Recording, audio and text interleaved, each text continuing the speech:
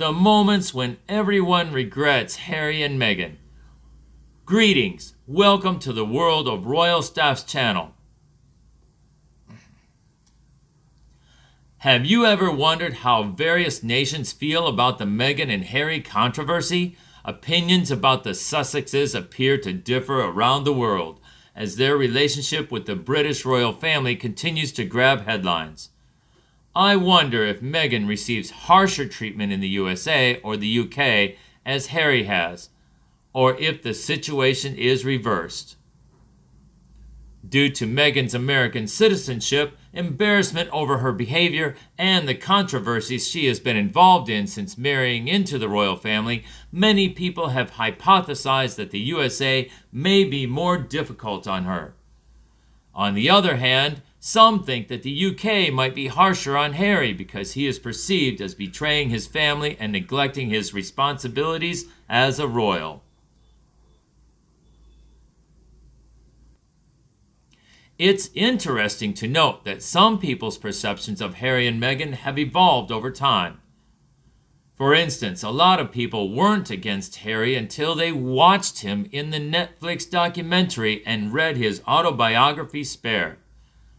Some people think that their perception of Meghan has changed significantly as a result of her actions. You might recall when Harry and Meghan, the Duke and Duchess of Sussex, announced on Instagram that they would be working with the Queen. Just a few days later, they issued a second statement in which they claimed that the Queen did not possess the word royal. This immediately sparked concerns, and many people began to wonder about their motivations.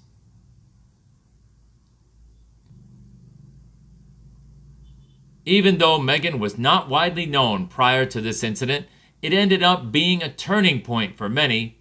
Something about her, as one observer put it, was definitely off.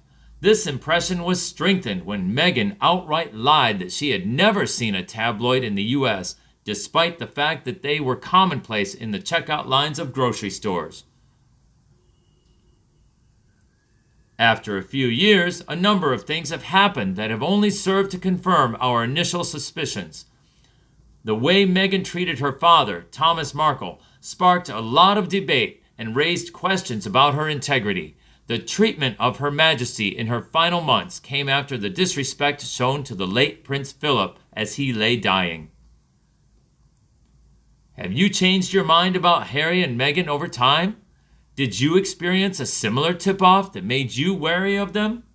Keep an eye out. Most people, including us, found her manner during the engagement interview to be extremely off-putting, and we couldn't believe that Harry wasn't made aware of how thoroughly fake she is by her adoring demeanor. How could anyone remain calm in the presence of a person like her? I wondered after hearing her breathy and affected voice. Hearing that Thomas had served as the lighting director for Married with Children was what really set us off. I had really bought the lie that her family was by all accounts never-do-wells, that she hardly knew who were now trying to cash in, so I was unable to process what I was hearing. We discovered all of you sinners about 4 months ago while looking for more information about the Markles. We are furious that we were made to look foolish. The extent of her lies is abhorrent. She and Harry are genuinely immoral, conceited, and abhorrent. Many viewers of the now famous Oprah interview with Prince Harry and Meghan felt something wasn't quite right as they watched it. The obvious discrepancy between Meghan's California vibe and British sensibilities was what some found offensive. Most Brits I know would describe her interactions as being somewhat hollow, as one commenter put it. But it wasn't just a personality issue. Many people were uneasy because Meghan lacked humor. In Britain, being able to laugh at oneself and have a good time is viewed as being necessary for interacting with others. Showing that you're approachable and down to earth is just as important as being able to converse with guests and keep them entertained. But Meghan's lack of humor was only the beginning. Beyond the glitz and glam of royal events, she seemed to have no understanding of what life was really like in the UK. I just couldn't imagine Meghan wanting to visit a small village in the UK to open a hospital ward or go to a primary school visit in a non-fancy location, as one commenter put it. And if that wasn't enough, many people were put on edge by Meghan's fake innocence and lack of sincerity. She wasn't just a divorced American woman in her late 30s, it was also the way she spoke, using word salads that seemed to say very little while also attempting to sound sincere. So perhaps it's not surprising that many viewers of the interview felt uneasy afterward.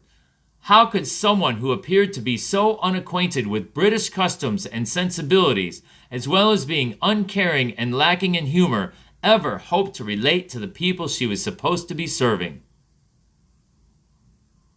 Imagine yourself attending a royal event where the prince's newly revealed girlfriend is the center of attention.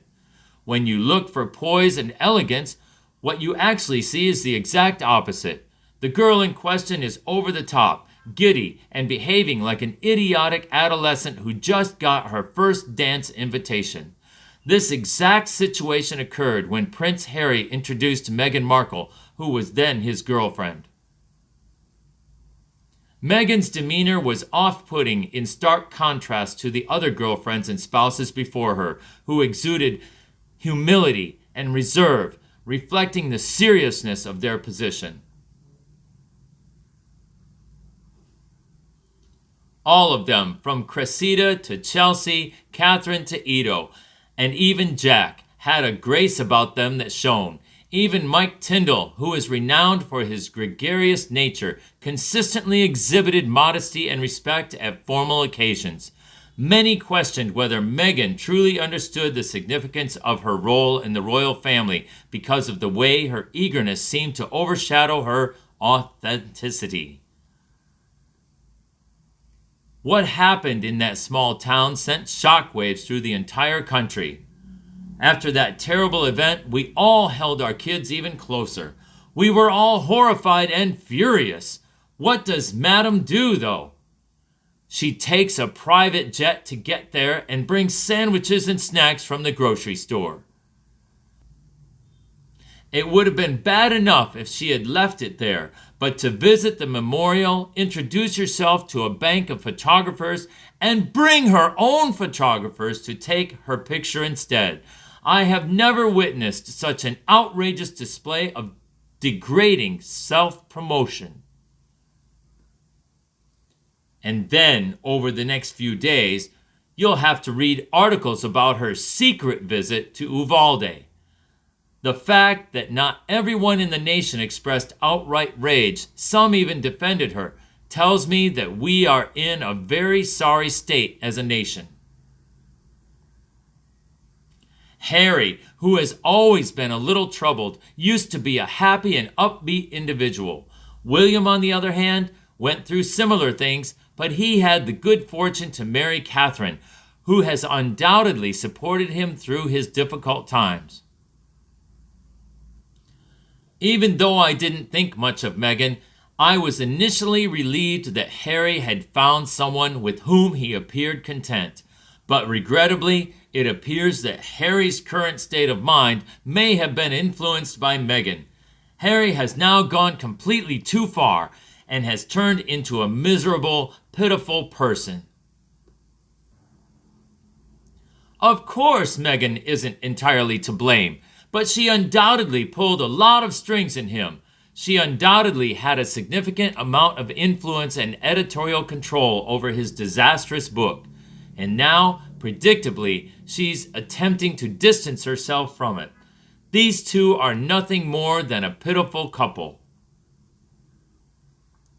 What do you think of the circumstance, though? Do you agree that Meghan might have had an impact on Harry's mental state right now?